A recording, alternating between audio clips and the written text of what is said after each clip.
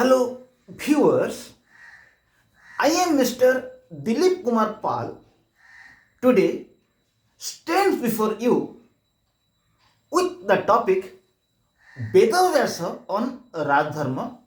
It is observed in core paper number 12 of 5th semester, and the name of the paper is Indian Political Thought.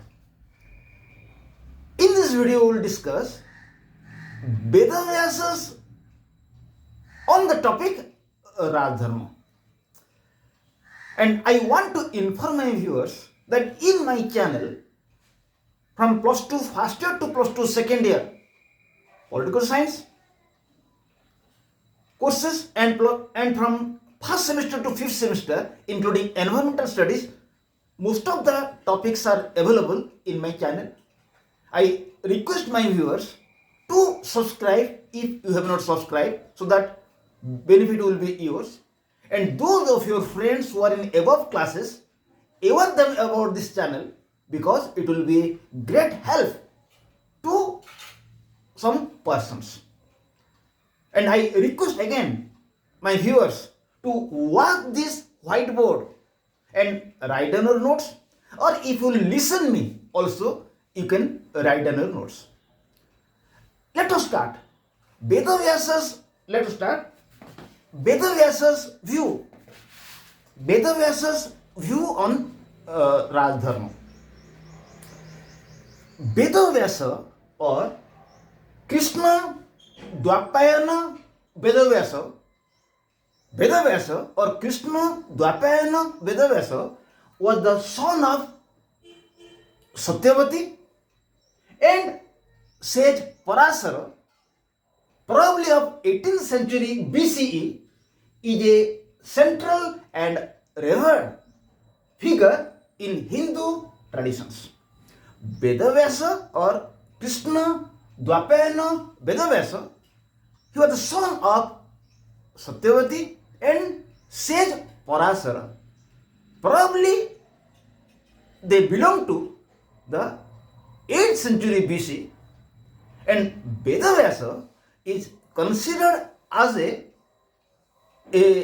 great sage and a revered or respected sage in Hindu traditions. He is the author of the book Mahabharata, and he is also a character in Mahabharata. He in his book Mahabharata mentioned the duties of a king told by Bhishma to Yudhishthira by the request of Lord Krishna. When Bhishma was on the deathbed, at the time Lord Krishna advised Yudhishthira to take some advices of Bhishma about the duties of a king or Rajadharma. At the time, Bhishma delivered some advices to Yudhishthira about the Rajadharma. So, Vyasa in his book Mahabharata mentioned advices of Bhishma to Yudhishthira about the Rajadharma. Rajadharma means duties of a king. So, Vyasa on Rajadharma means Vyasa mentioned in his book Mahabharata advices given by Bhishma to Yudhishthira about the duty of a king when Bhishma was requested by Lord Krishna to deliver some advice to Yudhishthira. So, following are the advices about the duty of a king or Rajadharma. Number 1. A king who has not sufficient army and wealth should not give challenge to his enemy. Rather, it is wise to make treaty with the enemy. The first advice of Bhishma to Yudhishthira, that a king who has not sufficient wealth and sufficient army, he should not give challenge to the enemy. Rather, it is wise for him to make treaty with the enemy. It means a king who has not much wealth and army, he should not have enmity. He should not give challenge to the enemy. Rather, he should make treaty with his enemy. Number 2, a king should not rely on the informations and advices of ordinary persons. Rather, he should rely on wise person's view even at the time of giving punishments. It means Bhishma told to Yudhishthira that a wise king is one who will not take advice from the ordinary persons. Rather, he should take advices of wise persons. He should take advices of the wise persons even at the time of giving punishments. It means a good king must be guided by wise persons, not by the ordinary persons. Number 3, a king should not take wealth of persons having sacrifices for the state. A king should not take away wealth of those persons who have sacrifices for the state, who have contributions for the state. Rather, he can take wealth of thieves and worthless persons. A king should not take wealth of those persons who have sacrifices for the state. Rather, he should take away wealth of thieves and worthless persons or lethargic persons. Number 4, it is the duty of a king to amass wealth for the country. It is the duty of a king to amass, to collect money for the state, because otherwise development of state will be a dream. It is the duty of a king to amass money for the country, otherwise a country cannot make development, because without money a country cannot make development. 5th one, it is the duty of a king to increase his strength without considering consequences of dharma and adharma. It is the duty of a king. He should increase his strength without considering consequences of dharma and adharma. Then the 6th advice is that a wise king is one who makes treaty with the enemies to achieve his object. A good king is one who must make treaties with his enemies to achieve his object. Again, he makes enmity with friends to achieve his object. A good king is one who will make treaty with his enemies to achieve his object. He can make enmity with his friends to achieve his object. Then, even at a difficult time, the king must try to protect his virtue. Even at a critical time, the king must try to maintain his virtue. Number 8, a person who will come for help to the king, he will not be denied from help. A person who will come to the king for help, king must give him help. He should not deny help. Again, to serve a refugee is a highest duty of a king. To serve a refugee or a shelterless person is a highest duty of a king.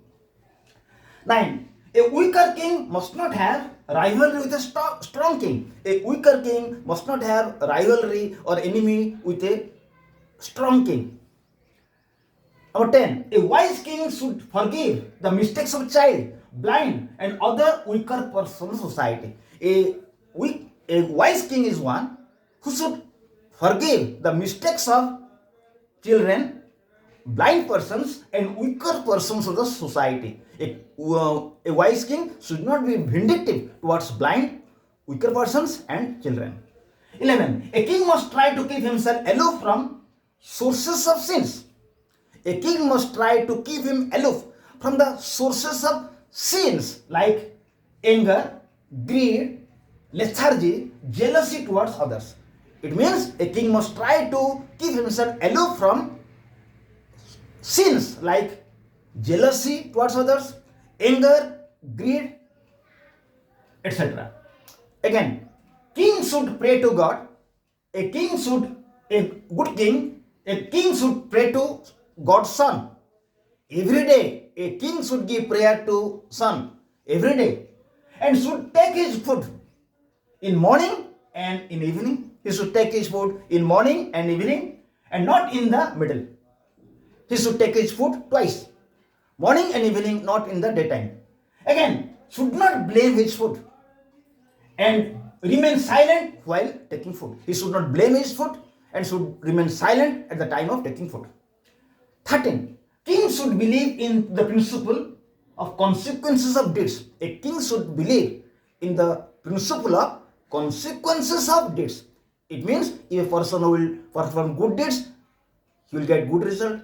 If a person will perform bad deeds, he will have to bear its bad consequences.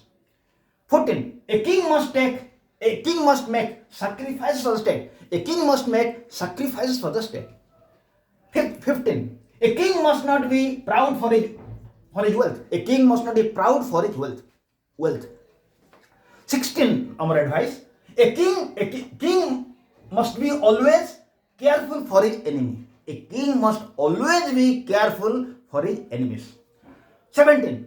A king must be alert before problem comes. A king must be alert before problems come. Before problem comes. Then 18. A king must believe in the practice. Knowledge is the highest virtue. King must believe in the principle. Knowledge is the highest virtue. It is everything. 19. A king must believe in the principle. Day is for work and night is for sleep. A king must believe in the principle. Day is for work. In the day we should work. And night is for sleep. In the night we must sleep. 20. Number advice. A king must eat by sitting towards east. A king must eat. A king must take its food by sitting towards east. Finally, a king must believe in the principle. Good deeds will give happiness after death. A king must believe in the principle that good deeds will give happiness after death. So, here some advices are given by Bhishma to Yudhishthira by the request of Lord Krishna about what must be the duty of a king, which is known as the Rajadharma. I request my viewers to watch this video, which is in paper number 12, core paper number 12 and of 5th semester. I want that you should be benefited by it. Thank you. Have a good day.